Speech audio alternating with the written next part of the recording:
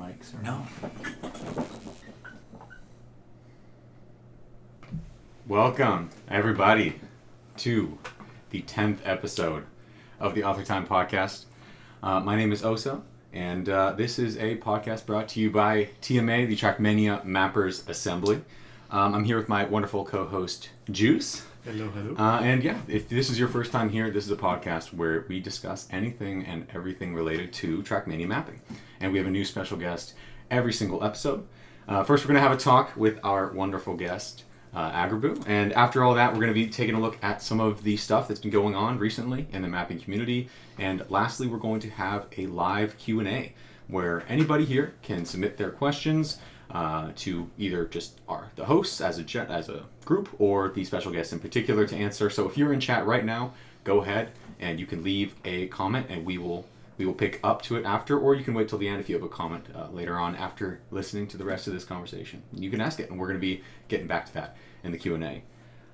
Something that you may have noticed is we're all kind of dripping right now. So that is what we are announcing today, is that we actually are launching, as of today, making a formal announcement tomorrow, but everybody in here today is getting a sneak peek. We have the very first ever TMA merch drop. We've got a handful of cool stuff going on here. We've got shirts, we've got hoodies, we've got a hat, we've got this wonderful mug that you see right here. Let me get a shot of that for the audience. Ooh. Nice TMA logo. And quack. Yeah. So if you are interested in picking up something, if you really identify as a yapper and you want people to know, we've got some different colors, we've got some different stuff going on, or just you want to support TMA, 100% of the proceeds, and we promise, we had one person that was embezzling funds. They are out of the picture now, don't worry. That's a joke, by the way. Nobody's embezzling. It's a running joke. Anyways. Nobody's done it yet. Not yet. But 100% of the proceeds are going towards supporting the site and supporting the events that are going on as far as prize pools and everything else. So all of that money is going to a good place. So if you want to support TMA and our community and the things we have going on, maybe cop yourself a shirt, hat, anything you feel like doing. All right, ad read out of the way. We are here for a reason. We're here to talk to somebody that I believe needs no introduction, but I'm going to give her one anyway. She's a woman that is a main member of the Waypoint mapping team, and her contributions to Team 2020 have spanned just about every single conceivable map style, event, campaign, and continent. And since the moment that she hit the ground running and up until the present day, she has always been pushing to discover new and interesting ways to create incredible experiences for those of us lucky enough to play her maps. Ladies and gentlemen, please join me in giving a warm welcome to the one and only agrabou. Oh, thank you. Thank you so much. Thank you for joining us. So, I mean, you've been a co-host here a handful of times. How does it feel sitting in the guest seat? It's a little bit nerve-wracking, but honestly, this is the first time that I've ever been on the podcast and not actively in editor mapping. So this is going to be, it's different, it's new, but I think as most people know, I am prepared to talk a lot. Yeah. I mean, yeah, I think that's fair. We have a tradition here. When we usually get started, we look at a couple of your original OG maps and kind of take a look back in the past. Mm-hmm. So the first one I have for you here is this map. When you order a TMA map on Wish, what can you tell us about this map? So this was interesting because basically I wasn't even part of the original plans for this. I had gotten brought in by Skyliner because we'd been basically hunting together on Viridescent for a while, so we were both getting pretty good at the style of speed fun. And then, I think right after this, I went to the Chase 3 as well, so I was very in it at this point. And he wanted some help to be able to do something that's a cool, long endurance map. And then, lovely guy that he is, ended all 3 of his sections with reverse turnovers at 700 speed. going directly back into the track and then being like, I don't know what to do from here. It's your turn. And I'm like, okay. Maybe there's a reason why he didn't know what to do from there. Maybe. Yeah. Maybe. Like collabing with Skyliner. No, but the map turned out really well. I'm very happy about it. I think the only thing that wasn't quite amazing is that I didn't know at the time, I was still new enough that I didn't know the dirt speed limit, and so at the end of the map there's a very, very long dirt straight that you just full max out on the speed of. And I think it was Shadowcrancer. It was actually the first time I interacted with him. Or actually, no, I think it was Entry who said, "Oh, hey, you maxed out here," something like that. Basically, messed up, but I think it all turned out really well. And then Sky and Badrig came along to do nice little scenery.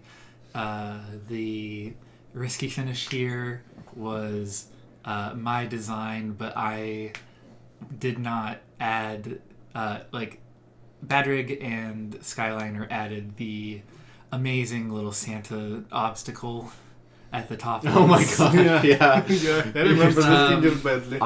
I do recall having PTSD from hitting this. It is risky. It is. Let's see that one more time. It is a pretty risky. I'd say I would not do anything like this nowadays.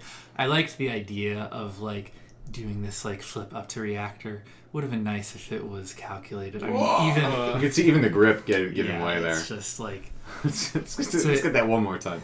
Yeah. Wow. Yeah. I mean, super cool map though. I mean, yeah, it is. I'm not surprised that some people were able to get up to that max speed. There is one thing that I'll say. To this day, I don't know why this is a TMA map from Wish. I mean, I know what Sky was going for was the first CCP in this game. Sky had done a map called When You Order a CMO map from Wish. Mm-hmm. And Sky wanted to do a TMA one.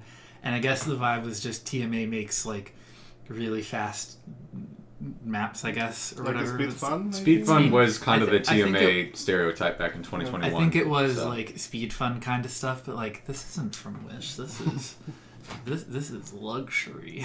Maybe that's just being humble then, because you were in the TMA community back then. Barely. So maybe. I don't even think I'd been in the voice chat by this time I was making this. I think I started being in VC in kind of early spring 2022 sounds right. Something like that. But I was still in the community, just testing and just being in all the channels and everything. Yeah, sure. Okay. Well, I mean, I'd say I'm not necessarily on Wish, but nonetheless a TMA map and a cool one at that. I got another one for you right here. What can you tell us about Last Outpost? This was a really fun map. Hank and I got together because I think at this point in the game, no one had really successfully made a ice and grass map, mixing the both of them together. Mm-hmm. And this one ended up, I'd say, pretty successful.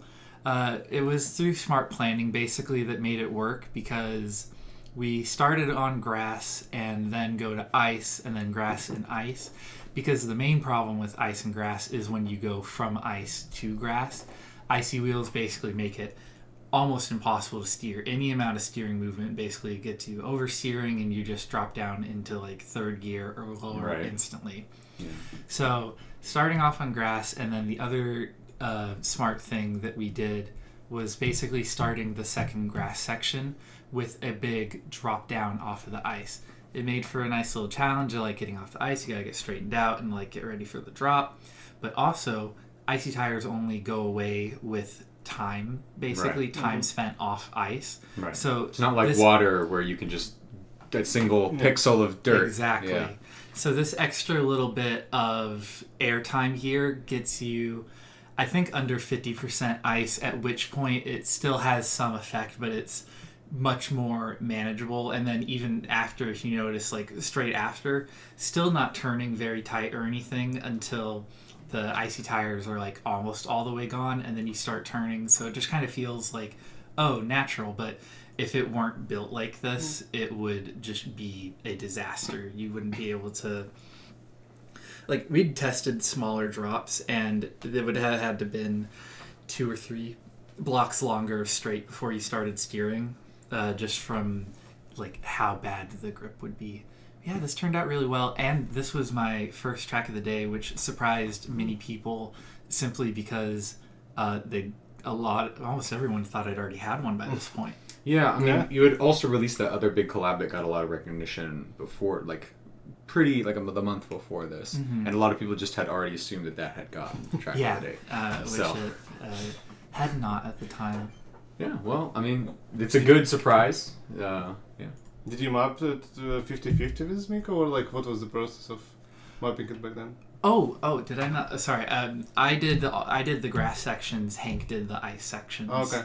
Yeah. Okay. And then Hank did the entire scenery because he was learning Blender. But I mean, I gave some like creative input for some of the stuff as well. But yeah, I mean, it was like because at the time I was like, really good on grass, both mapping and playing, and obviously Hank's great at ice, so kind of made sense for two people to do this, to come together and figure out the best way to make these work together. Yeah, well, awesome. I mean, yeah, especially at the time, that was like really not a thing that a lot of people saw, so it was really cool to see that, experience that firsthand. Another thing people definitely did not see a lot of was this next map I have for you. What can you tell us about this map? Totodile. Oh, my beloved Totodile. There's so much stuff with this.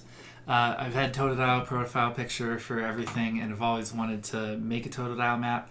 I think Jack actually came to me. I think we had just been talking in VCs at the time, and asked if he'd be like interested in me doing like scenery for it's Totodile map or something, and I wanted to make something really big, and so ended up with blue plastic, of course, because I gotta have the blue for repping the Totodile, and speed tech because I was wanting to do more speed tech at the time, and actually the thing that was happening in my head was there was a lot of Plastech at the time, which was like trying to mix plastic and tech together, but where the plastic would be like just setting up for auto drifts, and the tech would be auto drifting and then just setting up for the plastic. And very much oops.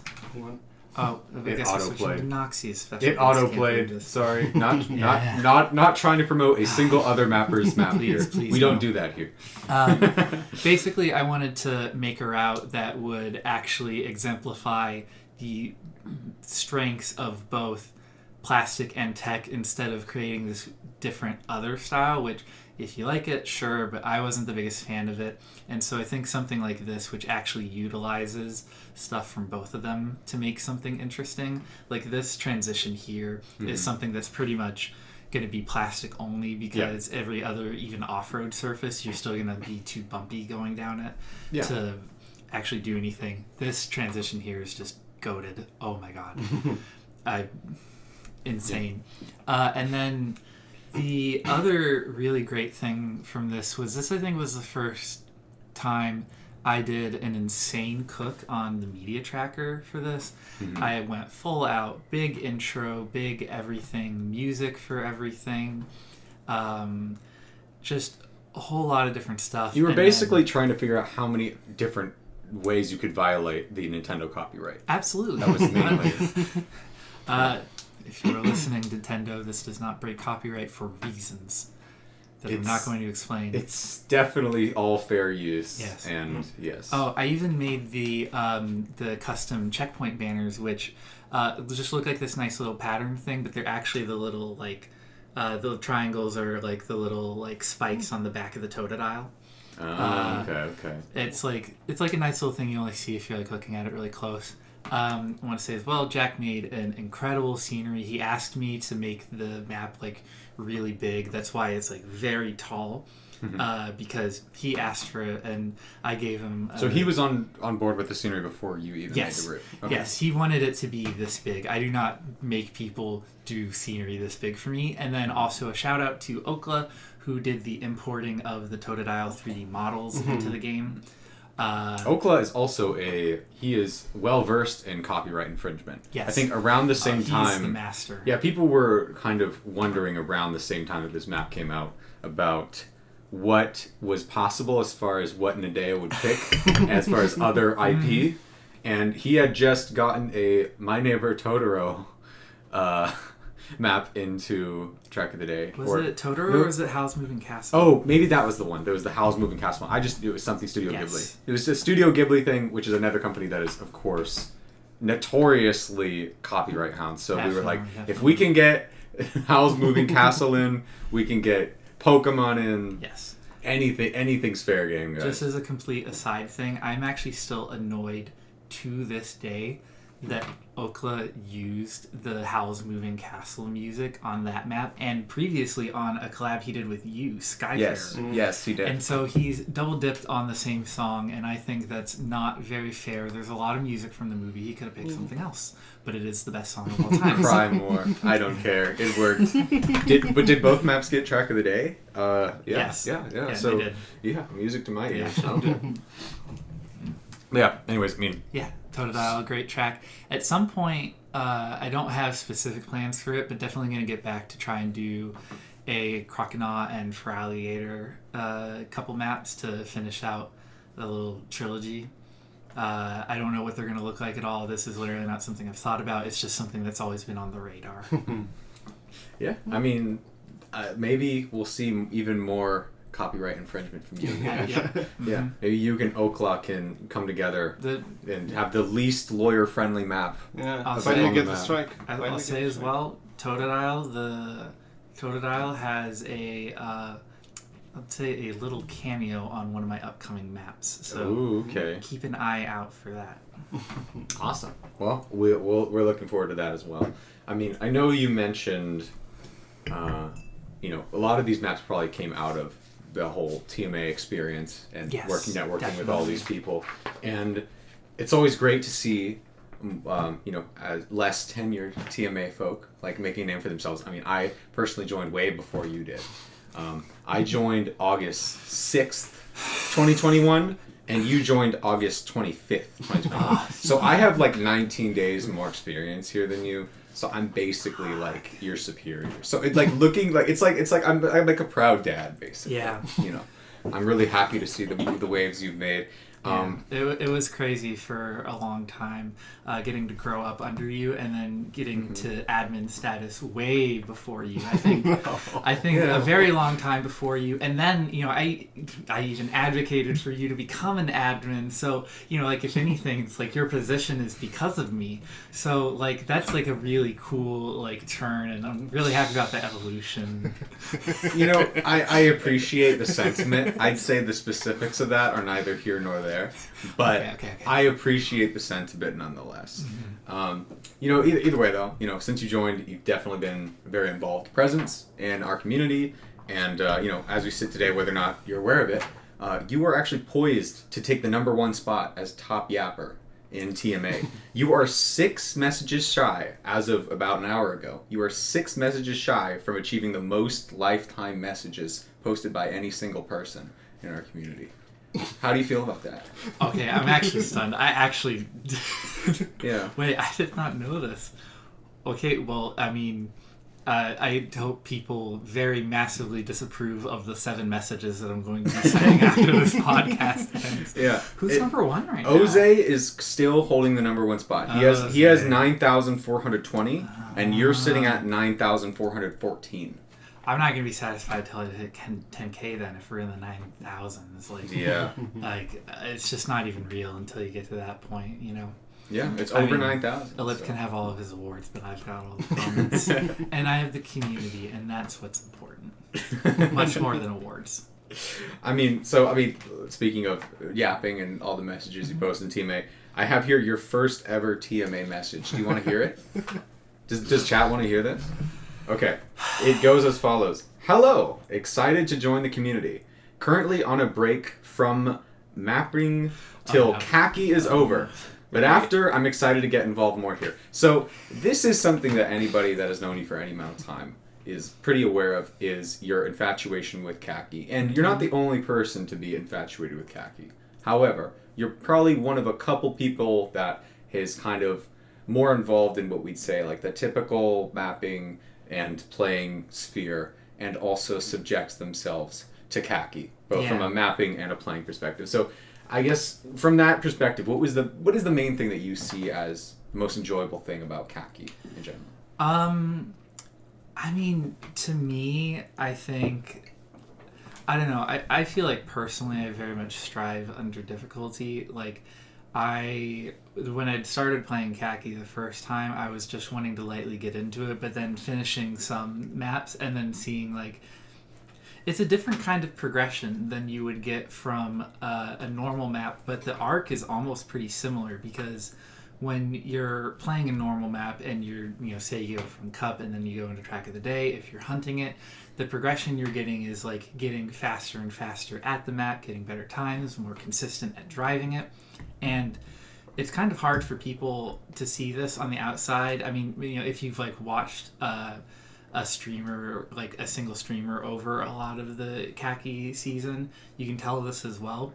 But like on a map progression, there is a definitive, like, you start not understanding anything, you barely look like you're able to play the game with how bad you're driving the map, and then bit by bit, session by session, you get to understanding the inputs, the tricks, where to line up, and all of these things, and you just get better and better attempts. And that's the thing that like makes me push the same way that a PB would make me push when I'm hunting a track, is like, landing this part of the trick for the first time, or first failed finish attempt, or something like that. So I think that kind of thing is like what really motivates me with it. And then there's another part of me that just, in general, I love all of the weird and crazy bits of this game and everything. And I think khaki is about, generally about like making very difficult tracks out of very weird and exploited bugs or random geometry things, or just any like wild idea that you can throw at the wall. I made 8 khaki maps last year, submitted them all, and absolutely none of them got in. So this year, it's in November, and I've already started some mapping, and I've shown, I don't know if I'd shown you. Yeah. I've heard about it. Somewhat. I've heard about this. Yeah, so I do have one thing currently that is like extremely wicked, and the good thing is that I think, and I've been doing this for general mapping too, so it's kind of applying both ways, giving myself more time and actually like slowing down on the amount of stuff I'm doing definitely lets me like push the quality of each individual thing way, way, way higher. So for khaki, I'm expecting like, I have good setup, but I'm going to try and refine it, adjust around things until it gets to like the perfect place. And then with mapping, I think I've been able to do the same thing now a lot with scenery. I've been getting way better at it just from taking time and actually like planning things out, not needing to rush through everything and just end up with a final product like super, super quick. And I think that's just paying off in general. Yeah, I mean, I think it's definitely safe to say about a lot of people's mapping journeys is how they learn to apply those skills across different subsects and different categories. And that's not just within khaki, of course, like you said, applying to scenery, applying to other types of mapping. I'm curious because, as somebody who's been active for years now in TM 2020, and you've seen a lot of changes across the game, different metas and all these different styles, different things available, different rules, different physics. You've seen all these different changes. And Lord. I mean, as far as just generally across your journey, what would you say have been some of the most significant revolutions in your journey as far as techniques or tools or strategies or anything else? As far as like my own mapping? Yeah, just your approach to mapping and putting out what you've been putting out. I think in general, I started first originally just kind of like wanting to try a little bit of everything because I was new to the game, and I started mapping like a few months in, and I was playing well, but I was still just like, I want to like do some mapping for a reason which I'll get into because it's part of the most recent phase basically. But at the time, I just wanted to get experience with different things, make maps in a bunch of different styles, and just like get used to stuff, which I think you can see through a lot of my early maps, all over the place in terms of styles, like surfaces, speeds, everything. Just trying everything, getting a little bit of experience and learning which things I like and which I didn't. Part of the problem ended up being that I tended to like a lot of things. So it kind of made it a little bit difficult because I kept just going on and like wanting to continue trying a bunch of different things. And so I kind of stayed in that phase for a while. I think there was a big phase after I had done back-to-back insanely long hunts on Viridescent and then the Chase 3, where basically I came out of the two of those.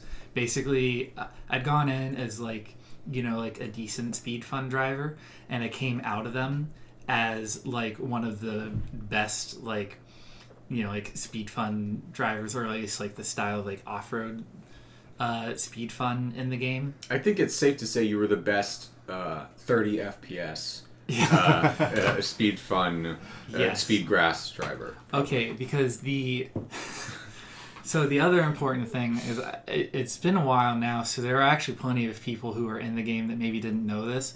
For the first 2 years almost that I was playing this game, I was on an old gaming laptop and basically playing at 30 to 45 FPS with Tweaker at a draw distance of, I'd say usually somewhere between 7 and 10. On faster maps, I'd sometimes go to 17, but like with a map like Viridescent, actually I would just bring it back down in order to get the frames up more. My resolution, I brought it all the way down to 800 by 600. And all of this got me a very lovely and stable 45 frames a second. And 45. sometimes it could get up to 60. And it was incredible. I mean, I did this on that. I did the Chase 3 author time on that. I did the Rorvik Cup of the Day. Yeah, finished second place without even being able to see the finish from the jump. Literally could not see the finish, just blind, like, I know where it is. Go. And it's like, you know, it ended up working out. But then basically I hit a really good phase in end of January 2023 when I got an actual gaming PC with actual components, and then basically almost instantly became a way better mapper because I realized that, wait, holy shit, I've been like testing terribly this whole time. It's taken forever. I can place things faster and edit, you know, like change things faster. I was basically like the level of lag that you would have for, say like you've all seen the recent Squeaky map. If you pulled that in editor and the amount of lag that has was just me in just like a normal map or anything like that. Was just talking with When you load the empty stadium, you're already there. Yep, basically. was talking with Juice about this earlier because he didn't even quite remember that when we did Artemis 11, that was actually my last full map on the old PC, which was like, oh, cool. But wait a minute, that was already actually like a really great map and like a high level, and then basically just got even better from just being able to play the game. I don't know. I basically had ended up training myself to be pretty flexible and like easygoing with the game. And then last phase, I think current is like kind of current this year has basically been slowing down. Focusing more on things that I want to do. I've been closing out obligations that I've been making and like finishing out tracks for those, making them good and everything.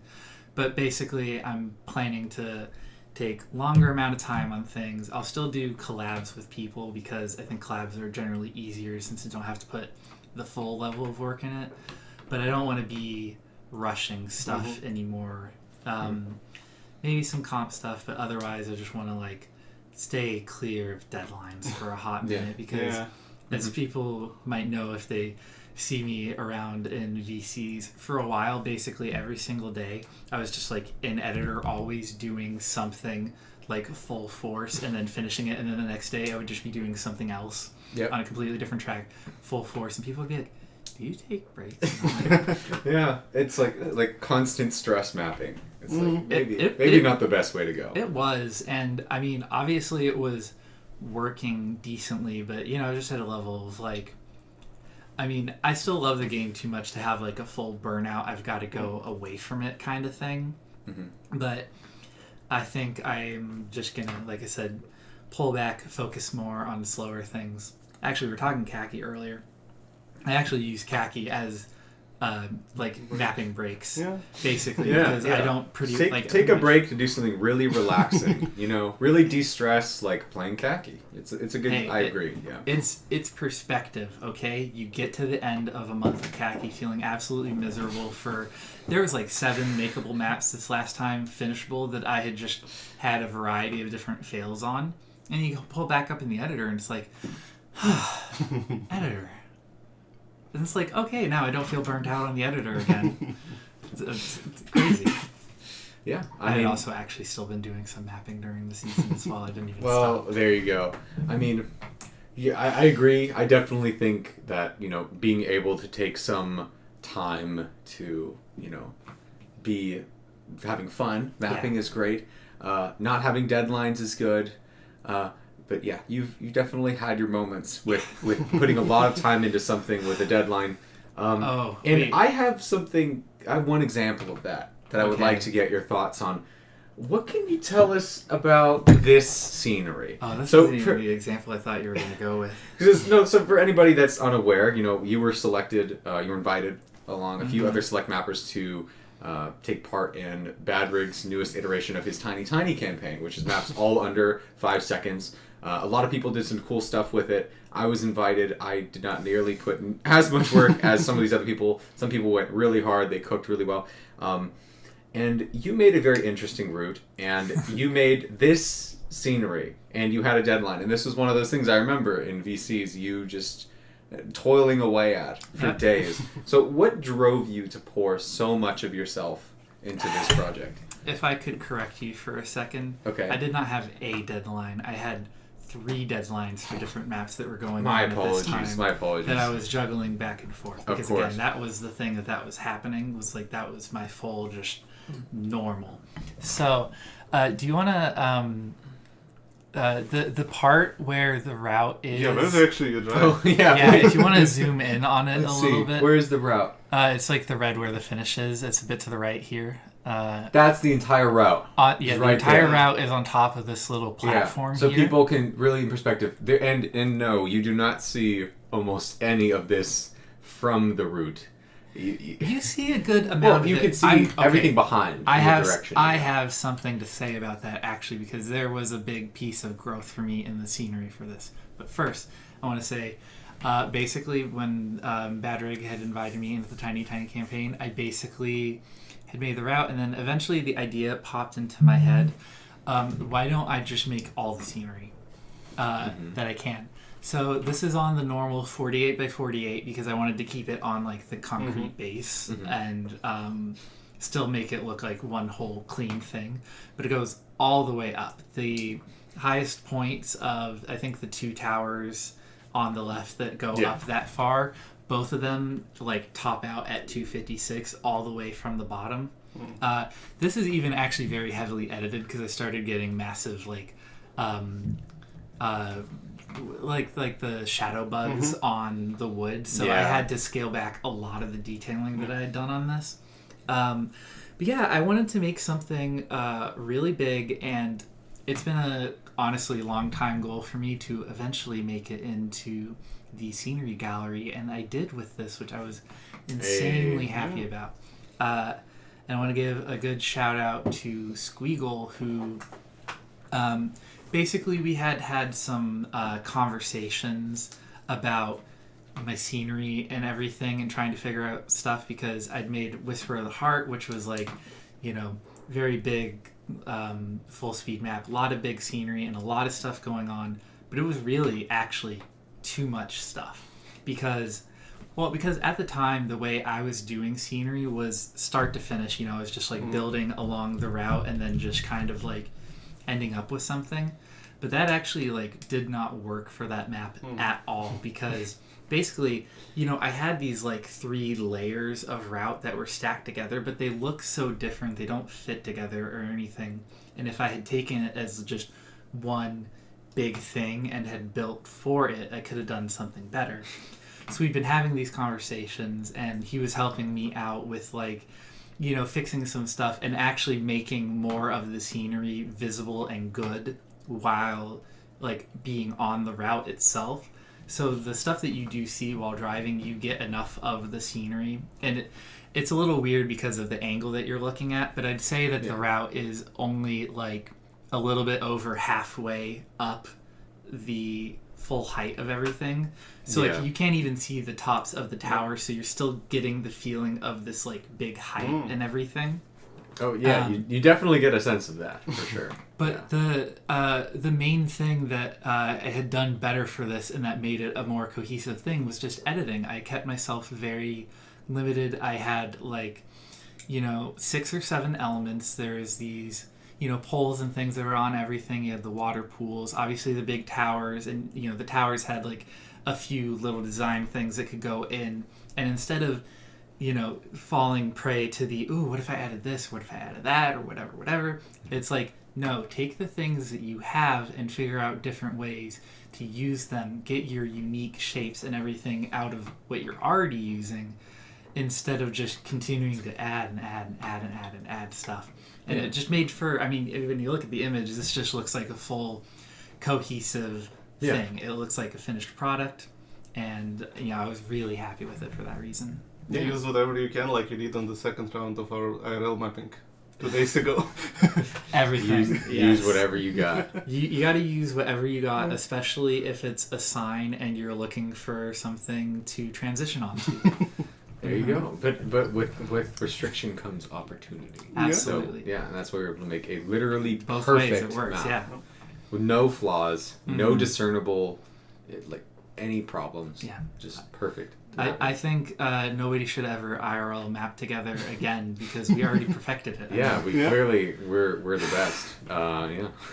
For anybody that missed that stream a couple days ago, we did a IRL mapping together stream where every 5 minutes we not only switched off but had to adhere by some restriction, whether that's mapping one-handed, only using blocks that the other person had placed, having to make each individual block that we were about to place from scratch, and just stuff like that. So it was a good time. Yeah.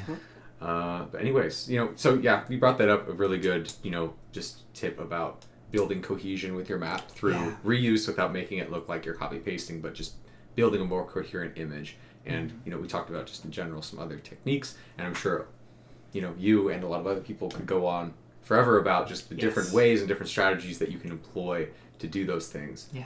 I'm curious though if there were anything besides obviously getting a new computer. That was a big like aha, this is a game changer moment. Have you had any other of those like, oh, like this is a game changer right now? Like I just discovered this technique or this tool, this is a game changer. Oh, I have one that is going to be heavily used in some upcoming mats of mine and just a recent one as well. Basically, I've made pretty solid work in figuring out how to map under the stadium base and the floor. I had already done framework, which was during the Carlberg mapping challenge with Zephas last year. Shout out Carlberg. And shout out Zephas. And where we just made this like tech map that was like ground floor tech, but the ground was like shifted all over the place, and part of that included going underground. But I've since basically expanded upon this a lot more. I have a work in progress map that I would say the lowest point of the scenery probably sits somewhere, I'd say 40 to 50 blocks below the stadium. To just give some like very surprising and interesting depth to things. Oh, we have an image of this. Are you okay with me showing yes, this I am, on yes, stream? 100%. All right, we're gonna get a little sneak peek chat of what this looks like here. So this was a very work in progress thing, so there's still a lot more that ended up getting added to this. But yes, this hole in the ground just is, it is that deep. It's under the stadium, and I can even tell you this because you'll probably not necessarily even know which map it is immediately that comes out for me. I mean, maybe a little bit, but because I've actually recovered all of this stuff back, and so it's just completely its own thing under the stadium. Like, it's even blocked from the view under the stadium looking out. It doesn't have, like, the clipping through thing. It is just a space under the stadium that is massive. And just to tell people, like, from this image, there's a lot more map to this than just even this image that you're seeing here, Yes. both above and below. Like, there is a ton to this. And I think it just provides a very interesting, different way of going about things. And it's a ridiculous method that you have to use to get stuff to place down that low, because the game does not want you to place stuff more than 8 blocks below the grass, because technically the Y value of the ground floor level is, I think it's 8, and then it goes down to 0. And then you hit the bottom floor of the stadium, which for an upcoming project, if you are listening and you are able to remove only the ground floor of the concrete base of the stadium, please contact me. I would love that, because currently kind of limited by not being able to drive below it. We need our top scientists on this, folks. Please, we if really you do. know how to get rid of the bottom of the stadium without... I will even accept it with sound bug, actually. Because honestly, the idea that I have is too good and too important to be restricted by trying to avoid the sound bug. Your ideas are just too good. Basically. But I also did this with the MTC map recently. Just like, I don't know, I like the idea of being in the stadium and messing around by going under instead of just building stuff that's above. Because it's just different, it's unexpected. People don't do it very often, and it can lead to some cool visual effects. Oh, it looks super cool, Yeah. I totally agree with that. It plays with something that you already know, which is the stadium, and then it's just this like very nice illusion that, you know, the instant it happens, you're just immediately like, oh. Yeah. Like, it just gives you this The extra... underground now. It gives you this extra feeling of like, oh shit. Because everything that I've done, I could go on a void map and basically simulate by building a grass floor and then just building stuff underneath it. But to me, there's just not as much fun in that, because of the fact that it doesn't take this these wild methods to do, which I will write something up at some point once a few of these maps are out. I want a little exclusivity period on Got to the method. gatekeep a little bit. Just a little bit. Just a healthy amount of gatekeeping. I will say one thing. The one that I showed, the 40, the one that goes down like super far, was entirely built on a different file, because it would not actually fit in the normal bounds of the stadium, and I needed some extra room around everything to be able to do some stuff. Okay. So it can be pretty expansive, but I'm pretty happy, because I feel like often I don't necessarily have uniquely me things, because I'm actually pretty flexible towards what scenery makers or what route collabers or anything like that want. I try to do my best to be able to like deliver stuff that I still enjoy, but that like cohesively fits in with other people. This underground stuff, it's just me. Just you. Yeah. Yeah. Don't Well, really want to disappoint you in that a little bit. Okay, well, I can send you one map which I built for that fish competition, but it's only scenery. So you have your route under the ground thingy still. okay, well, I think the style of it and the way that Oh I no, do that will be it, unique for you. sure. The methodologies. I need my moment, okay? Please. Please.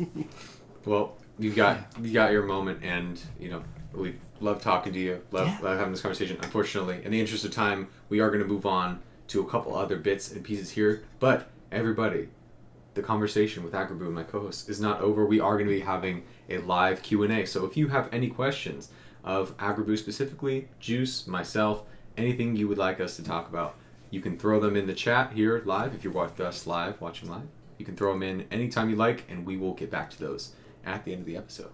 Does the future projects thing happen now or later? We'll be talking about that. We're gonna be moving on to looking at some Trackmania related news. Talk about pasta, talk about Forsen. Yeah, these are all very good discussions that we'll be getting to in a little bit. I can talk about pasta. Yeah, we can talk pasta a lot. In some mapping news here, we do have the Deep Dip 2 event coming to an official close. Of course, you can still play Deep Dip 2, but since the last time that we were here on the podcast, earlier this month, we had the final conclusion of the leaderboard being locked in. This is an absolutely insanely huge event. So, yeah, congrats to everybody. Congrats to all the mappers that worked on it. If some of you are in the chat, give yourselves a pat on the back. This was quite an amazing event. And, yeah, so shout out to everybody that made this happen. And we'll definitely be looking forward to Deep Dip 3 or whatever else the Deep Dip mapping team. Because now that the competition has been done and they're allowing variants and stuff, I can't wait for somebody to finish Deep Dip 1-up finish. Just one. That's the only thing. God, that would be... Yeah, that's brutal. Brutal. Yeah. I don't even know. I don't even know if it's possible because they did build it pretty tight. Yeah. But I'd like to believe that it is. Yeah, I mean, I would hope somebody would make sure that it's possible before doing it, because that would be a real pain in the ass to be doing all Deep Dip 2 and then just find out right at the end, oh, sorry, it's impossible. Yeah.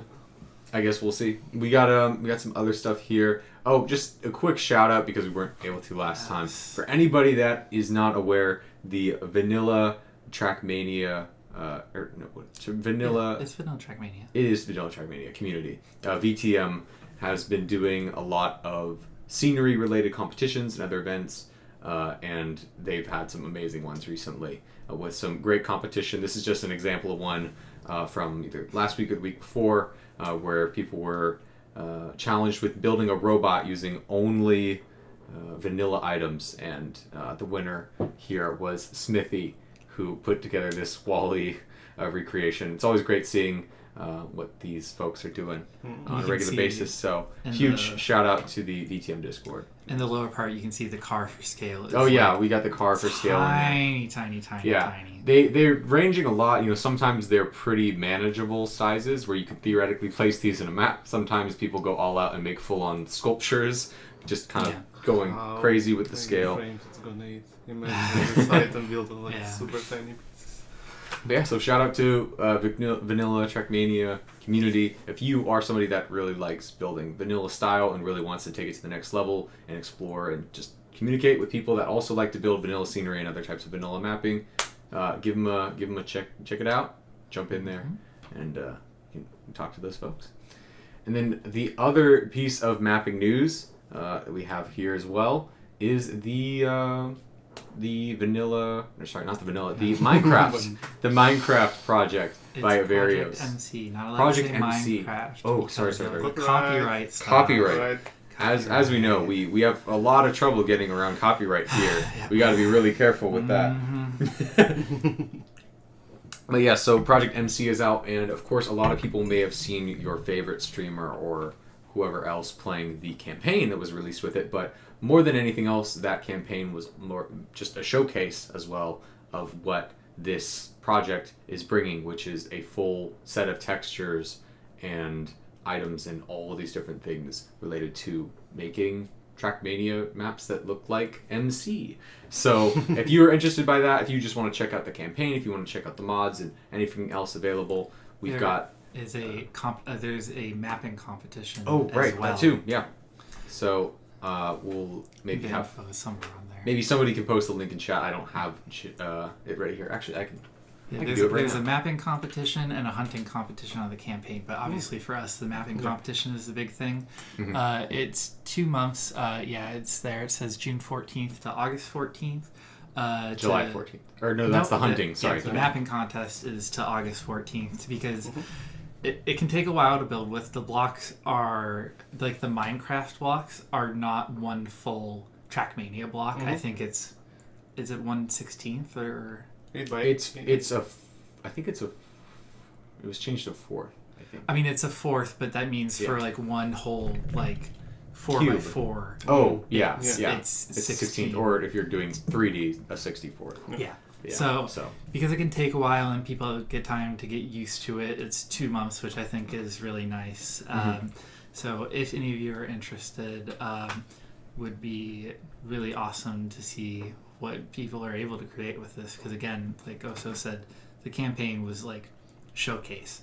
We did biomes and stuff from the game, but like there's a lot that can be done. So yeah, I definitely, Okla in chat says, two maps was plenty for a lifetime to build.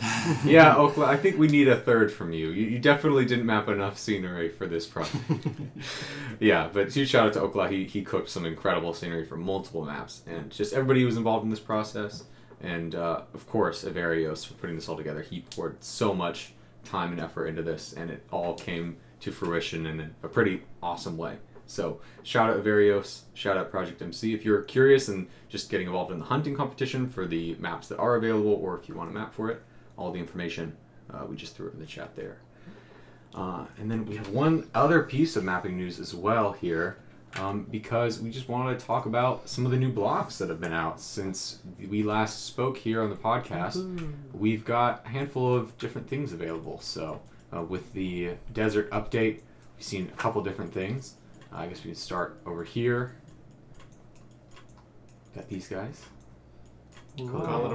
Colorful variants. Yeah. Color bars, finally not custom. Yeah, we had a lot of custom of these for a while, but now they're vanilla. So it's nice with curved ones because obviously these ones are not too huge file size wise, but you know. And then this is one of the biggest ones that a lot of people have been talking about. It's these variants as well, because of course we've had these in Black Road for the longest time, and everybody was just like, why not have these in every other surface style? So finally we have some like decent mesh versions that are vanilla and in very good and every style. So I think we'll see some really clever uses. Of course, all sorts of different transitions are available from here, but especially in the alternative surfaces, we can create some really interesting line opportunities using these as well. So yeah, these are really cool. I skipped over it here as well, but we've also got some new additional barriers on top of the Valley update, which we had some other barriers as well. We got some new ones here with the desert update as well. And then I wasn't sure if we had covered this already, so we also wanted to just draw attention to these new poles. Square pole. Yeah, so if you're looking for new things to throw into the middle of the ideal driving line in your route, just throw these in there. Just give somebody a new horrible experience. So put that right in the optimal drift exit, and people will love you. We already talked about this. Oh yeah, so if you are loading your map without old wood pillars, you have some new options available to you. We've got these different colored texture pillars. So the stones, the different stone textures as supports, which I think can be really cool when not, forced upon a map. But conceptually, it is nice to be able to support stuff with like different things, or just be able to add more variety to sceneries. What is physics on those? Like, okay, the most left is the new wood, but then the rest is just old, I think. it is. Oh. I think I could be wrong, but maybe someone in chat would know off the top of their head. I'm not gonna feel it just doing that. But I'm pretty sure each of these is just like some kind of concrete or very concrete-like physics. Okay. Yeah. And then finally, of course, we brought it up briefly, but in the new update, we also got these interesting sets of stone supports, kind of reminiscent of some of the custom ones that we had in like the 2021 era. We had some kind of that some people were making, but they've got their own kind of unique feel. Gonna definitely be able to make some interesting stuff with this, and I'm excited to see how people mix this as well with just custom scenery and kind of create some hybrid looks with some of their designs. So yeah, more Rocky Rocks, Ellipse and company rejoice. Always great to see some of those things. So yeah, if you're looking to utilize some new blocks in the editor, go ahead, maybe mess with some of those. I'm still a little bit mad that with this desert update we didn't get a new like road. Like Because we got like the road wood, we got the I shouldn't do that. We got the road wood, we got the castle, but with desert we only got the quarter pipes, which is also fun. I like it, but it would be so cool. I'm in love with bridges, like with red bridges from desert. But we got a fix for that, and we got to talk about it a little bit, in a little bit, because there's the item set, which we're gonna feature. I mean, I think maybe now is a good time to talk about item sets. So we can talk about some of the new items that have been out since the last time we've been talking here. Of course, the big news of the last few weeks, or I guess it's been more than a few weeks now. It's been over a month, it's been a while. But is the road plastic set? This is throwing the shades. Juice. I mean, you can tell us a little bit about this set.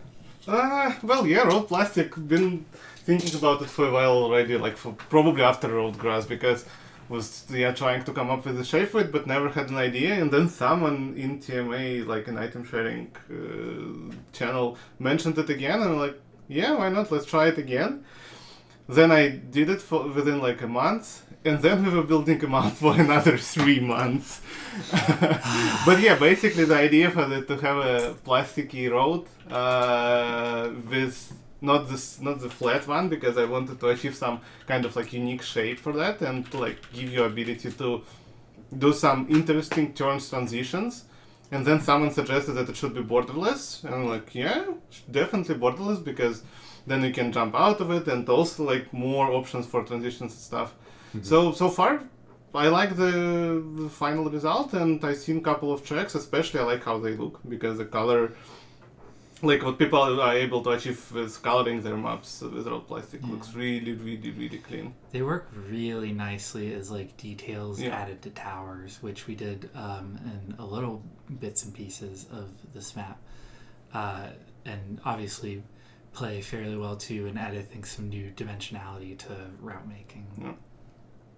Yeah. One thing which actually was not, we still got it tested, but I had a conversation today in Trackmania Scenery Hub Discord about the whoop sound when you pass through some items, right? Like on the speed. Mm-hmm. And we're still not sure what causes the sound to play. There is an idea that actually it might be based on the material. So like some materials produce a sound when you pass through them and some doesn't. Huh. So I am talking about it because on the spam stream, when he did the little promotion for Road Plastic, there were like few people who a little bit like blamed that they have a frame drops with Road Plastic, like 30, 40 frame drops. I didn't notice it on myself, but what we discovered today, that this whoop sound actually causes a frame drop. And Road Plastic based on materials, which is basically the track barrier and pillar. And these materials, or like basically pillars and track barriers, they produce this whoop sound. So now I have a idea that maybe road plastic is actually can cause some frame drops because of the materials. So if you take nothing else away from this conversation, is that you should not use this because it's laggy, and that is basically the conclusion you can do. No, but this is a really cool set. Yeah. I'm happy with that. I put a lot of work into it. I like it. I like the final result. I also agree. I think the shape is really cool. It offers a lot of the unique opportunities posed by using sausage as far as the shape, but also works well through a lot of the weaknesses that sausage has in terms of the borderless aspect and having the flat bottoms on each side that level out, allow for some really unique transition opportunities and just block mixing. It's just really cool. And plastic's ability to like be able to transition onto it quite easily as well. Yeah. Like it kind of just helps guide things, because often, sausage is like very curvy, and so it's like hard to get a transition to be just perfect. But like with this, it's even a little bit easier because you just get those flat landings. I think it's really nice. Definitely having a good time mapping with this recently, and I'm sure we'll see even more maps coming out soon using this cool set. So Road Plastic, go check that out. We've also got a cool set of, so this is a set of sets. So we're only showing one here, specifically the road sand curbs. Mm-hmm. But yeah, we have a huge set of sets. I think there is no giant set for all the sets together, but basically you can find by the person name, and then just in their profile there will be like 5 or 6 different sets replicating or creating like new type of road, which is road desert, pretty much. And one of them will be bridges from TM Original Desert, cool. which I mean from TM United Forever Desert, which is added there. Awesome. So yeah, this set looks really, really cool. In game, you can play around with it.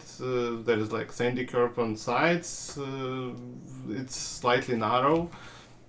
Definitely try it out. I enjoyed mapping with it.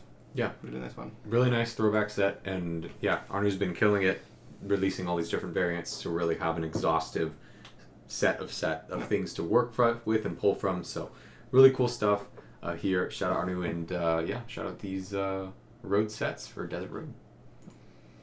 Another set here, we've got these tubes.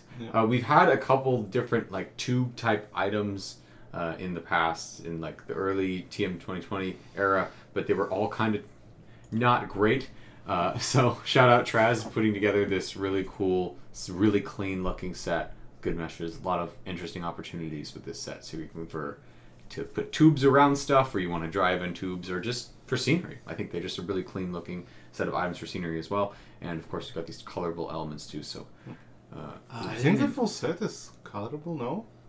Or I didn't actually try it, but I don't know. I You think gotta try it yourself. It might be. I know there's colorable elements. I don't know if the Yeah. whole set is colorable, but really cool set here. So a shout out Traz for this set.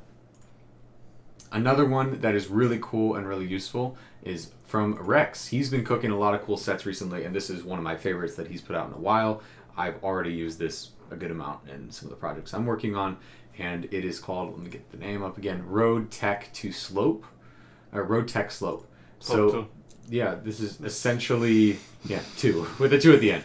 This is essentially a full set of. I don't know your Trackmania like coding. Yep, that's like, not just terms. 2 random 2. That's slope 2. That's how It is slope Nadeo 2. calls Come slope on, 2. oh, so even I knew that.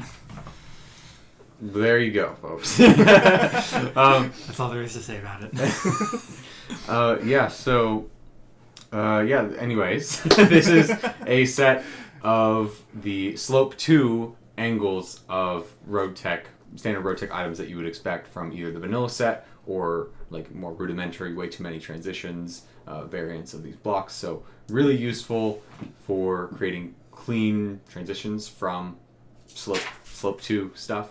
And I've already gotten a lot of use out of this. I'm sure a lot of people will have good uses out of it as well. So cool stuff. Shout out Rex. Shout out this set, Road Tech Slope 2. Another set here from Frank are these cogwheels. Another type of thing that we've had in Trackmania for a while in terms of themed stuff. But this is a really cool, really clean, but also minimal set of gears. And especially with more revolutions recently, with moving items and spinning items and all the resources available for that, I think a lot more people will be implementing that into scenery in interesting ways. So if you're looking to make some gears, whether they're stationary or turning, this is definitely a good set to pull from. Yeah. So shout out Frank for the scenery folks. I don't know, maybe some root folks can figure out a way to drive on these. I wouldn't be surprised. But either way, shout out this clockwork set from Frank. And then last but not least, a pretty standard, pretty basic idea here. Finally. We got a set. We've all been waiting for this. I've been losing sleep waiting for this, but it's finally here. We've got the set pipe bumpers. There are bumpers for pipes. Yeah. That is one of the biggest problems I think a lot of us has faced is I'm on a pipe, but I can't bump straight off this pipe. Now you can. This is my next phase of mapping.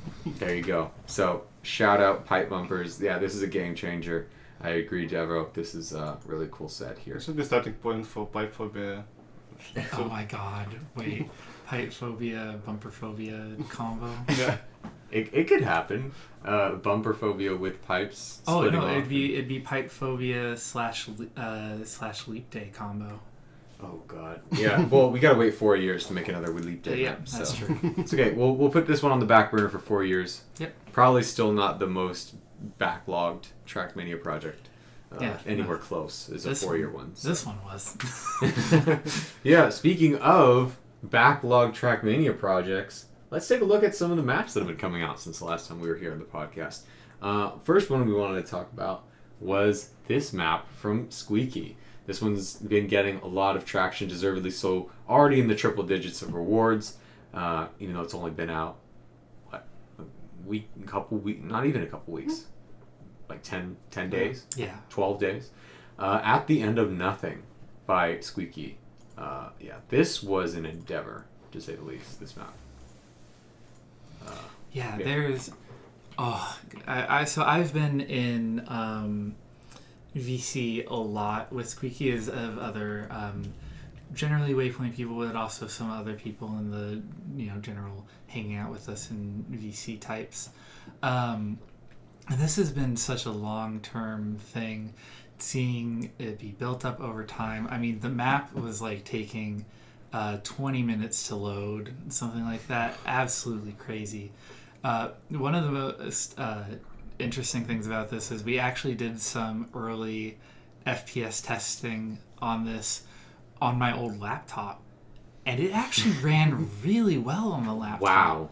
Like, I could just play the map like better than some Track of the Days at the time, and I'm not even talking like the really crazy ones. I mean, I was playing it like about the level of like a kind of minimal whatever Track of the Day. So whatever was up with the map, like, to make it so, I'd say decently really good performance for how much stuff there is, was really great.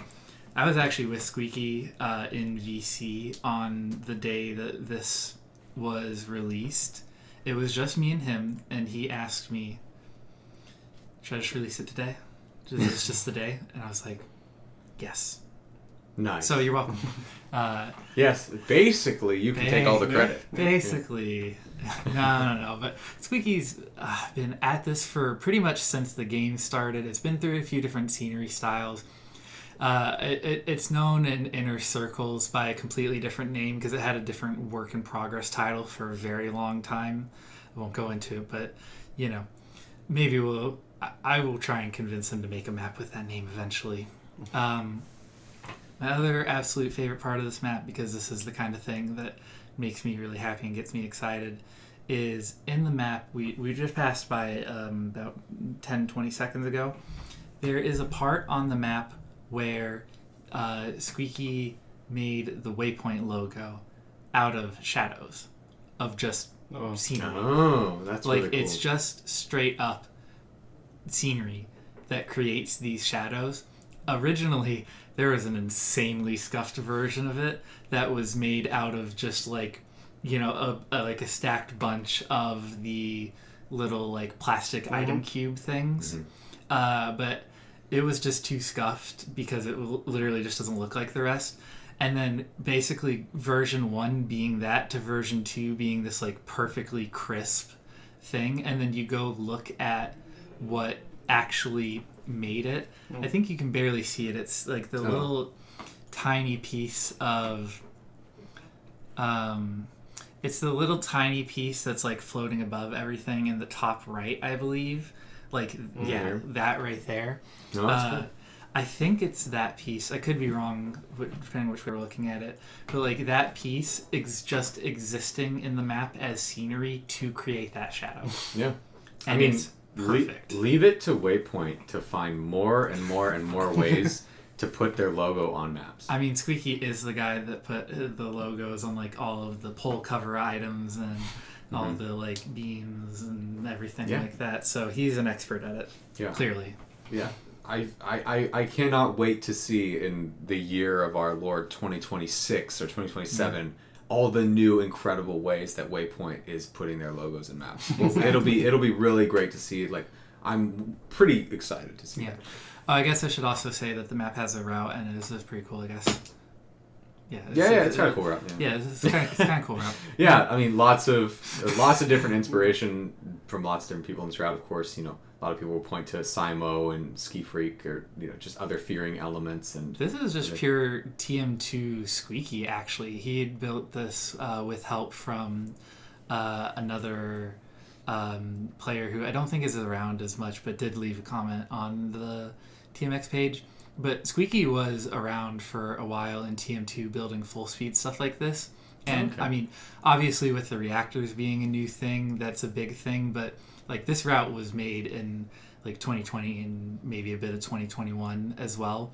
So this is just like purely Squeaky taking what he knew and how he mapped in the old games and making something like this. If anything, this has inspired people like Ski who have come a bit later and we've been seeing this in the background and constantly like even like taking some of the things from here as inspiration for other stuff. Okay. So like this map before it had even come out was probably one of the most influential maps that had ever been in the game. Like seriously, because it has been just through like background scenes and the people that it's been influencing and the things that they've been making and that's been influencing, everything like that. Like this map has had a monumental impact on this game. Yeah, I mean, I'm not surprised. It's a crazy map. I also just, we've been talking a lot about this map. I want to be able to get a chance to talk about some other maps as well. No, but something pointing out as well is this showcase video is absolutely incredible. Yeah. You don't see a lot of people doing full custom camera showcases.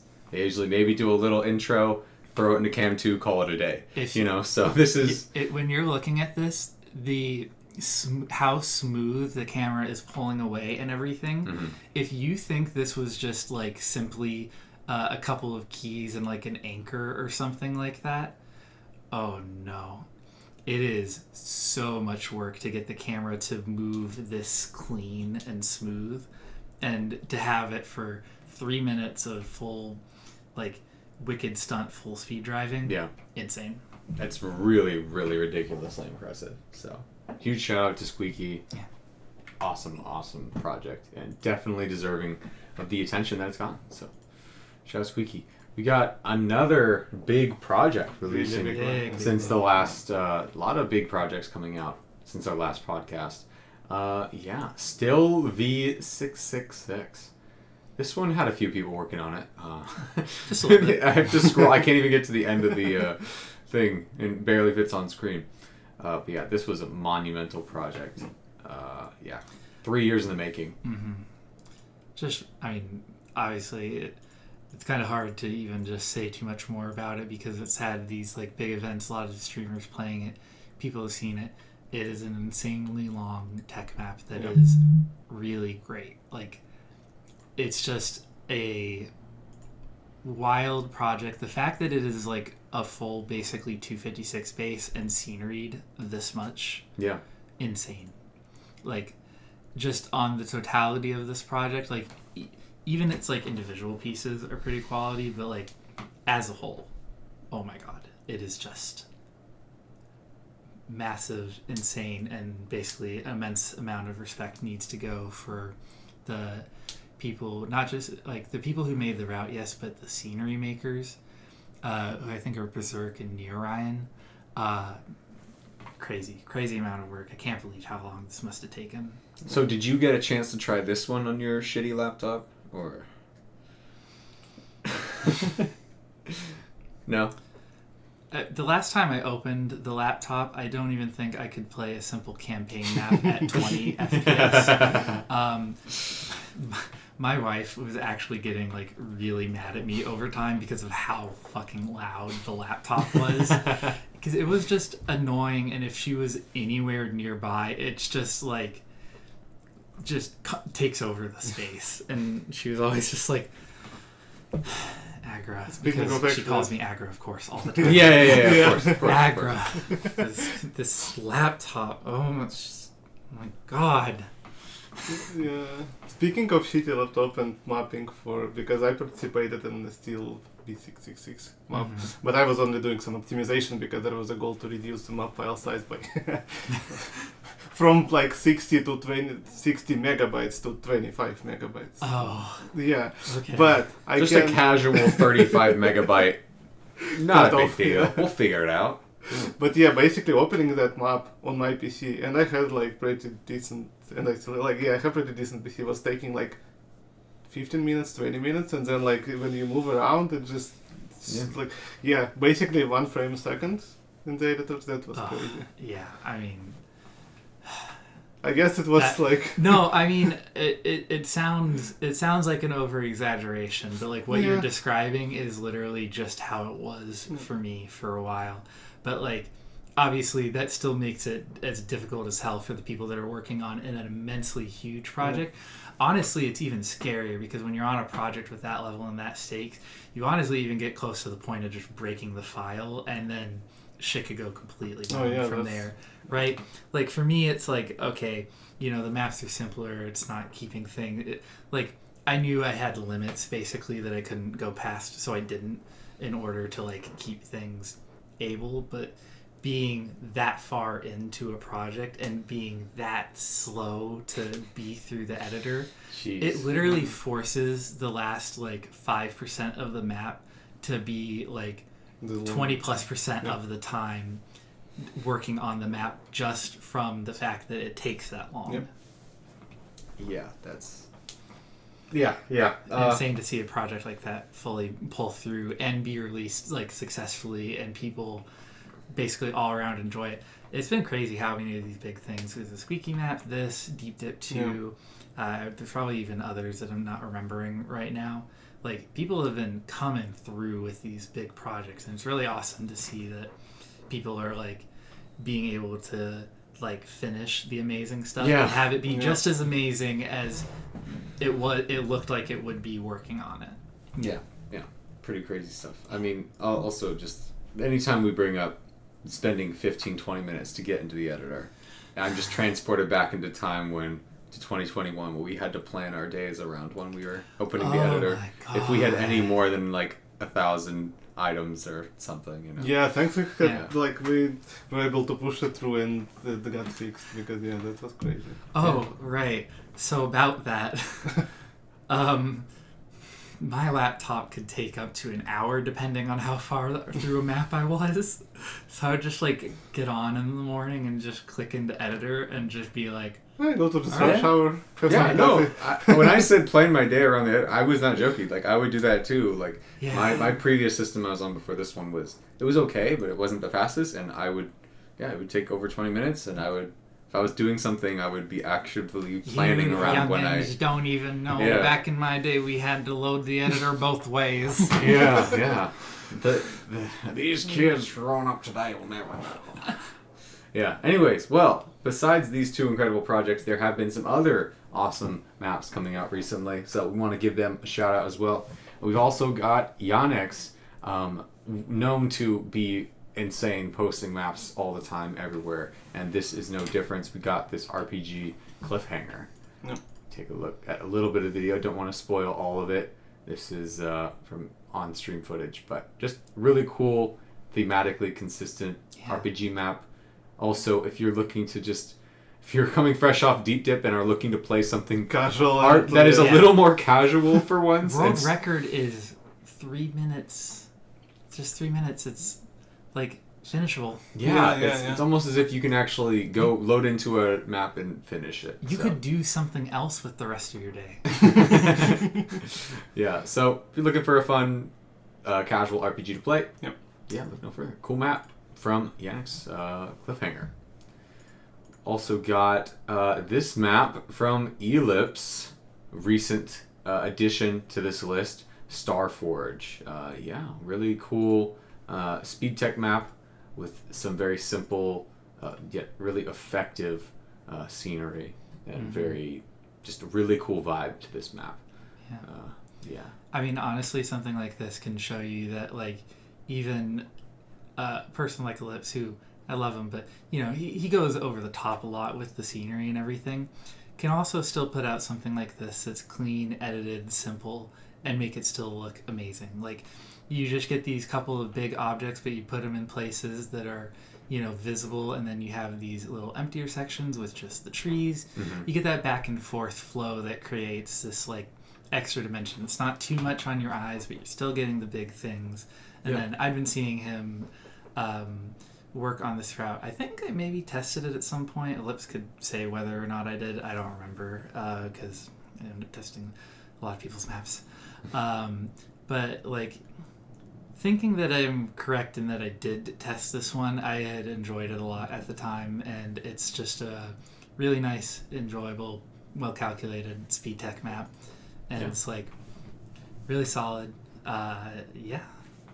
Yeah, It's really. like good. Go check it out. Yeah, good map. Definitely worth checking it out.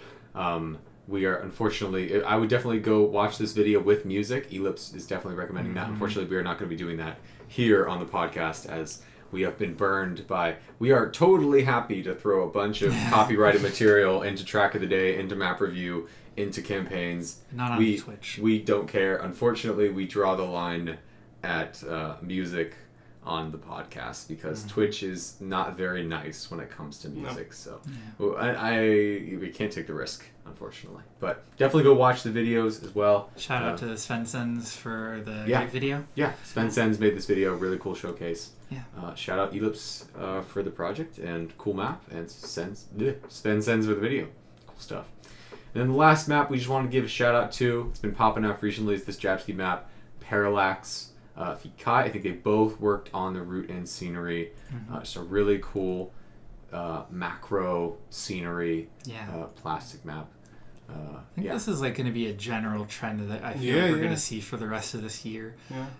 Is making these like really big visual structures that like you can get all of this space and this huge feeling without needing to go as insanely long on the detailing, which like I have been getting better with detailing, and details are very impressive and everything, but at the same time can take forever. So this is like a good and efficient way to be able to put out something like this that feels as big as it should without taking a backbreaking amount of effort to like do everything like perfect. I'm not saying it isn't perfect because it does look just absolutely amazing, but it's just like a different style and way of approaching scenery.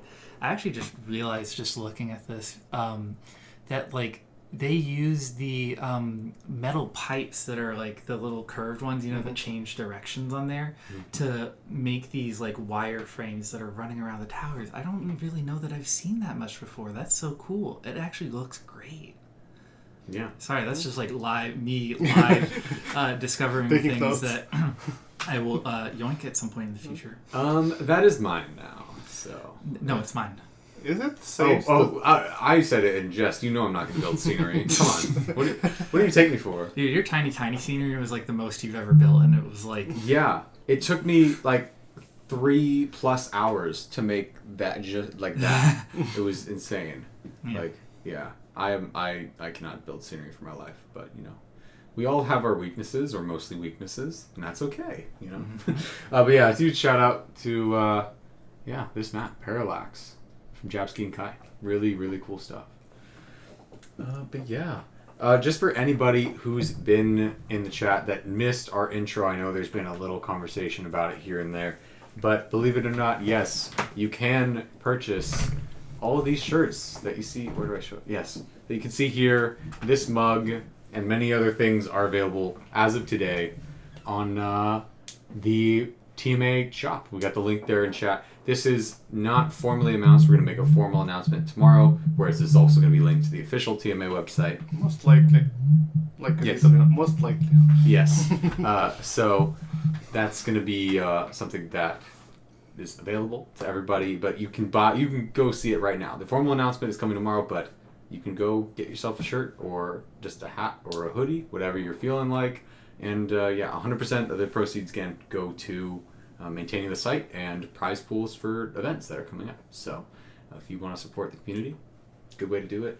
With that, we are officially done with our news and segments and so forth. So we're going to transition now into a live Q&A. If anybody has had the opportunity to post a question for our special guest Agrabou, or just all of us as a group, we can definitely get to that as well. But yeah, so if anybody has any questions, go ahead and put them in chat. Let's see if we have any that are already queued up here. Let me just take a look. I'm ready to yap. Pepsi asks, what have been your favorite Agra puns? There have been a lot of those, haven't they? Haven't they? Oh my god, there have been so many. One that stuck around for a while is Agroundabout.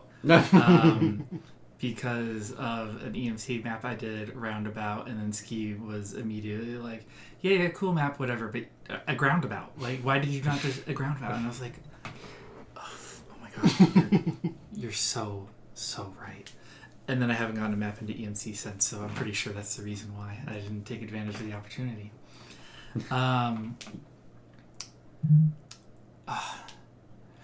When I would do khaki, I've done a few that are like agrabou, or just like, I don't know, I always like agrabou.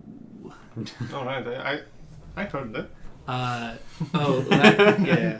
Last year's khaki was agrabou because of the Carlberg fishing. Ooh. Okay. Yeah. There are some other ones that have popped up, like agriculture just kind of happened randomly. I've had one that was just Yeah, great pun. We like that pun. Yeah. I mean, look, the nicknames go beyond the puns, okay? I think it's only fair if we're talking the nicknames to shout out the other nicknames that aren't just Ag or something. Well, for people who don't know, this is the year of Agrabest. Last year was Angryboo. I mean, we do have something. I know we were going to probably mention it towards the end, but maybe this would be a good opportunity. I guess it would be, because maybe Pepsi was fishing for this a little bit. Yeah. Maybe just a little bit. He wanted me to say the word agriculture. Yeah, maybe. Could there perhaps be a map coming out soon? Oh, I don't know if I should talk about it or if I should say anything about it. But yeah, Pepsi and I have been working on this map for a hot minute. Agriculture. It's going to be a fun little dirt and grass mix thing. Literally finishing up pretty much later today. I'm doing my last checks on it, and then we're going to get moving on map review and the like. It's got all the good stuff that you like from us. Pepsi vanilla scenery that looks amazing. Agrabou route that is good. Yeah.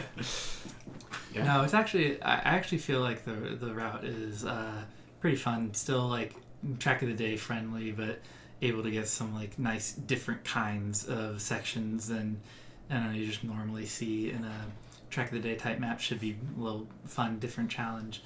And I'm really excited to get this one through. This map has a couple of Easter eggs on it. Ooh, Easter eggs. Yeah, I feel like I'll say that in advance because I want people to look for them and see them. I don't think there's I don't know. I could have said nothing about it, and I feel like at least one of them would have just gone completely missed. And it's like, what's the fun in that? You guys need to find them. Please. My whole entire mapping career is validated on people looking for the Easter eggs. There's no point to a map if people don't obsessively look over the whole How else am I thing. going to find my sense of self-worth if people don't appreciate the time I put into it? Yeah. And as some people in chat may have noticed, I feel like primarily Ellipse, because I feel like he did notice. Lovely screenshot by Squeagle that is not at all trying to look similar or copy maybe any other map from recent times that maybe we were a little bit salty about, managed to take the theme that we had been working on and get it track of the day first. So maybe we needed to, I don't know, just have our own little measure of revenge at it. But that's all theoretical. That's theoretical. Hypothetical. I have plans in Minecraft. For this. I have plans for this in the future. Actually, when I'm going to start a revenge map. I haven't decided who I'm taking revenge on yet. So please be nice to me unless you actively want me to make a map at you. Yeah, I think some of the best mapping comes from Rage. Yes, it does. Last year again was the year of Angaroo. Yeah. And, this year has been Agrabest, except somehow I've actually been more angry this year than last year. Just works like that sometimes. We got a question here from Kuma. This is, I think, for Juice primarily. Could we see a Castle Road type set coming out? Well, Can we? yes. Will we? Well, yeah, that's a better question, because I started with, like, when they released the castle, I started creating my classic vanilla shapes set for Castle Dirt, but then, like, why don't we add Road Tech as a castle, so like flat castle, and then I added grass, and then I added ice, and then bobsleigh, and then... Did I stop on that? Yeah, I think I stopped on it. No, no. Then Ellipse, like, why didn't you add the road bump shape? And then I'm like, yeah. Oh, and then wow. why not to add the road plastic, because it was released already.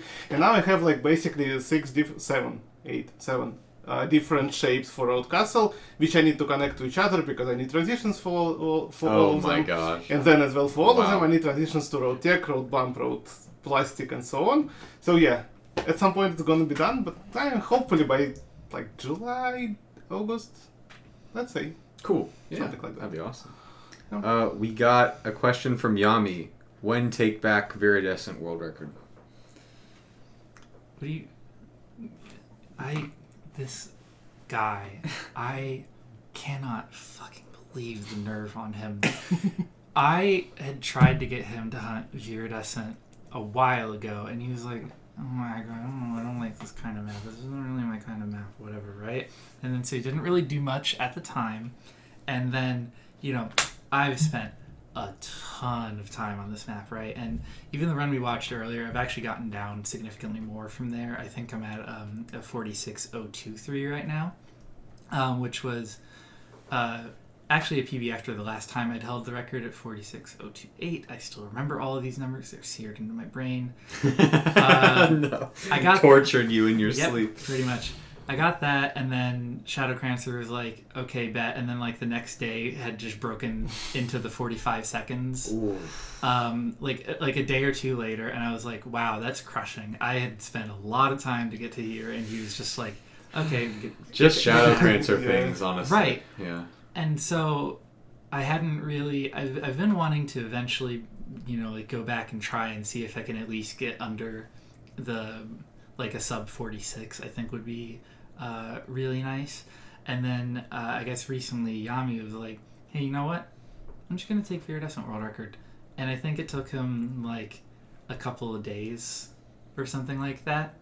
And If he's in chat right now, he'll probably say it was like 3 hours. But he'd probably say it was like fifth run or something like that. he said 3 hours. That was before. That was not stream delay. Wow, it was. The stream it was. delay. Did No, not yeah. work. The legitimately, so just guessed it. Yes. Ain't no way. He typed that before he heard it on stream. Oh my god. So anyways, Yami, Shadow was like a 45.99 something. Yami's now 45.97 something, and got there so quick. So he's like half of a hundredth at, Wow. or no, half of it. I think that's half of a tenth, is it not? Or is it half of a? Yeah, it's half of a tenth. Yeah, it's half of a tenth. So he's half a tenth ahead of me now, which sucks. And so, honestly, Yami, you're crazy if you think that I'll be able to like actually take that from you. So, GG's. You need something else relaxing to do in between mapping things. As a little bit of retrospective that's really interesting to think about, I think Shadowcrancer had track of the day world record on this map at like a 46.10. Okay. And that track of the day was like May 2021. And this track has been... It's been out for a really long time. Yeah. 4 people now have held the world record since track of the day, because even before I started my hunt to try and take over Shadow, Shiro's, a Swiss player, had also already like taken from it once. Shadow's very defensive over the world record.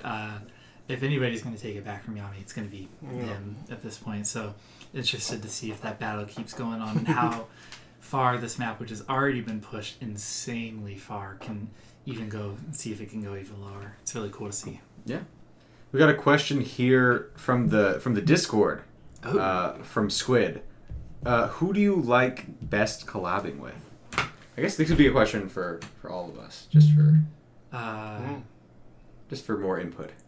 Start with you, Agra. I have a general category of my favorite people to collab with. So I've kind of made it a rule fairly often. I think there's maybe been a time or two that I have, but pretty much I've almost never asked for a scenery collab. I find it kind of rude, especially because pretty much the whole time that I've been doing this, I have been wanting to do scenery, and just holding myself back from it wouldn't be a good thing. So I don't ask for scenery collabs. Now, if you're thinking, Agra, you have had a million routes, a million maps that are your route only and then somebody else scenery. And this leads to my favorite type of collab, is when somebody asks me to make a route because they want to make a scenery and trust me to do the route more. It's perfect. I get free scenery, and they wanted to give it to me. It pays to be nice, folks, and to actually talk to people. Like, seriously, I just hang around these people, and then often enough, like, I mean, you're laughing. We have 2 projects right now that you have directly asked me, hey, Agra, can you, like, make a route for this? Like, I think you'd be able to do something good. And I'm just like, yep. Yeah. True. Yeah. Well, you Juice. Oh, sorry. I just wanted to say one thing because I see Ski Freaks in chat right now.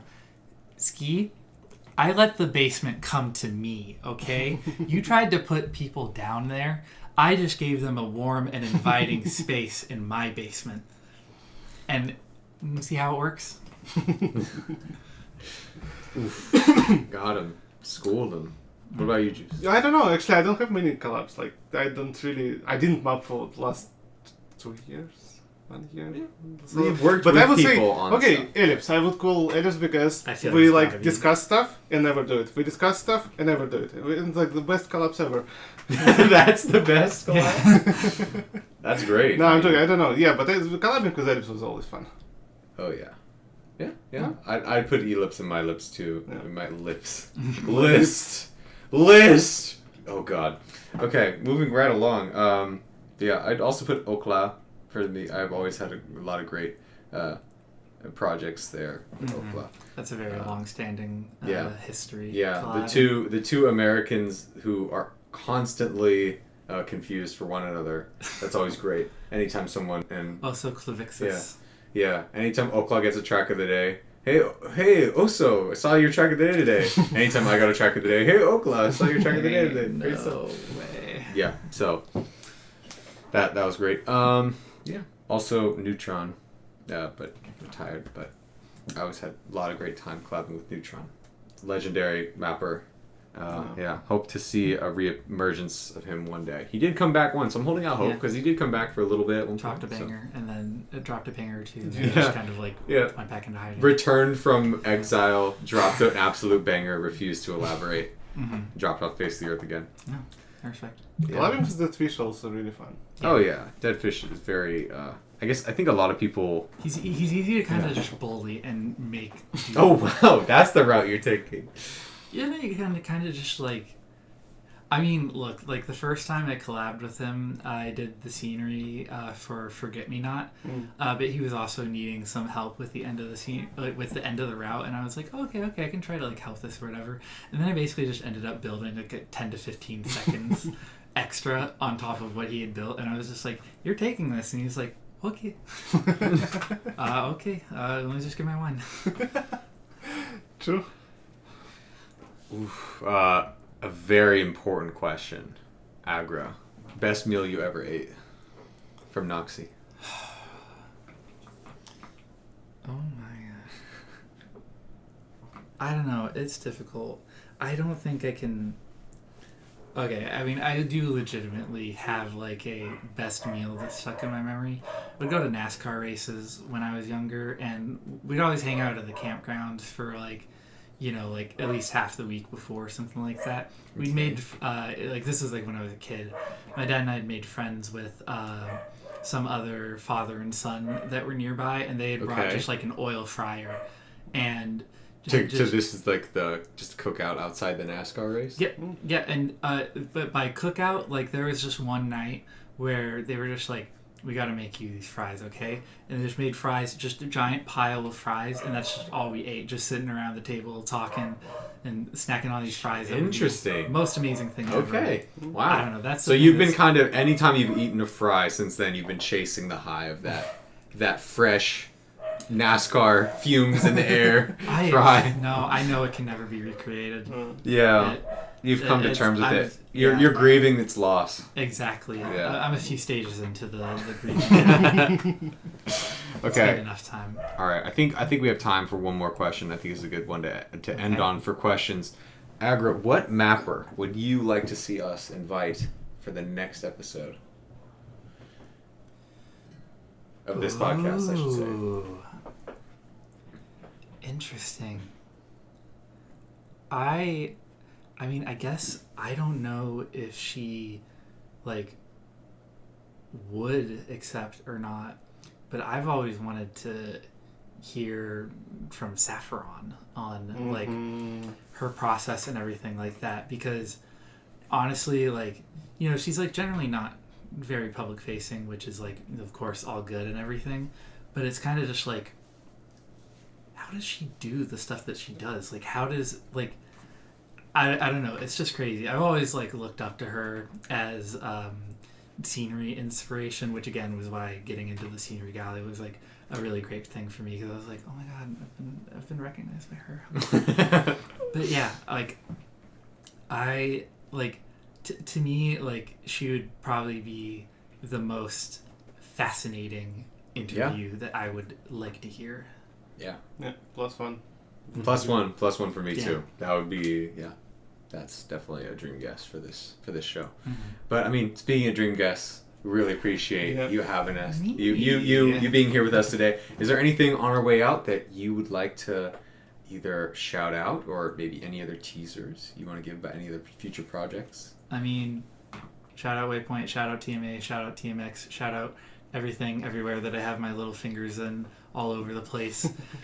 We've been talking about this whole week of like, oh, when am I going to tease, because honestly I have like a bunch of things that are just in like random various stages, but none of them are like really close enough other than the one with we got this? Yeah, like this is like actually pretty lucky because Squeagle came through with the thumbnail while I've been here in Portland.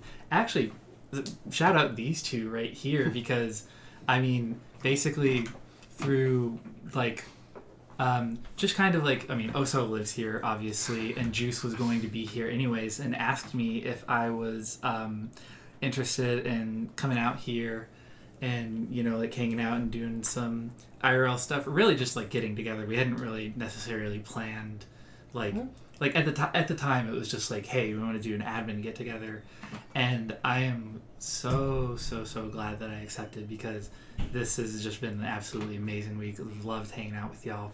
It's been really good, and I still have a thing to tease actually. That is different than stuff that I think anyone has teased here before.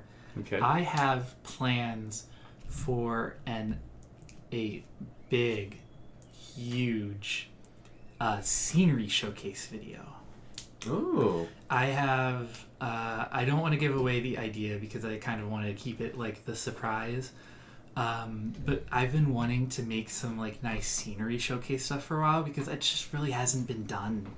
Right? There's not like, I mean, I think some people will make some for their own maps, but I'm going like way beyond my own maps for this. I'm just doing like scenery as a whole. I just want to show off like people's stuff that they've made in this game. So keep an eye out for that. It might take a bit, but like people that are you know see me in VCs or in DMA or stuff. Ask for progress, and I'll tell you where I'm at with it. Could it become the new highest viewed agrabou video behind bowling highlights? Absolutely not. Oh my god, no. My bowling video, like I have two videos that I've made that are like compilations of bowling messengers, and the higher viewed one of them is at like over 150,000 Yep. views. And every single week in my YouTube analytics, it's like, here's your most viewed videos of the week. Bowling, like, and bowling, Just bowling. in from years and ago. Then, and then it's like one of the 2 film trailers that I made, and all of these were from over 5 years ago. Yeah, I it'd will be say, like that. I am probably also going to make another bowling compilation at some point. I can't. You gotta give the people what they want. I gotta give the people what they want, and I'm gonna capture the bowling audience and bring them over to TMA. Okay. Well, yeah, we're gonna bring them all over. Well, It's the great plan. I've got somewhere to point them to now. The store. yeah, you Yeah. gotta. It's perfect. It's Oh perfect. yeah, point them to the store. Which, Point by them the to the again, store. have we shielded enough? You can buy TMA merch now. But yeah, I mean, with that, again, huge thank you to my co-host Juice joining me today, and of course, special guest Agrabou. Really appreciate you joining us here on the podcast. We try to do this. We used to do it every other Sunday. Weren't really able to keep that up, so we just try to do it when we can. But around on Sundays around this time. So if you want to catch the next episode live, go ahead and hit us a follow here on the TMA Twitch channel, and we'll be uploading this to YouTube as well in the future. So thank you all for coming out for this episode. Thank you to Agra. We appreciate y'all, and we'll see y'all on the other side. Bye. Bye, everybody. I can't actually see the scene I'm supposed to switch to. The outro. We're in the outro now. See you, everybody.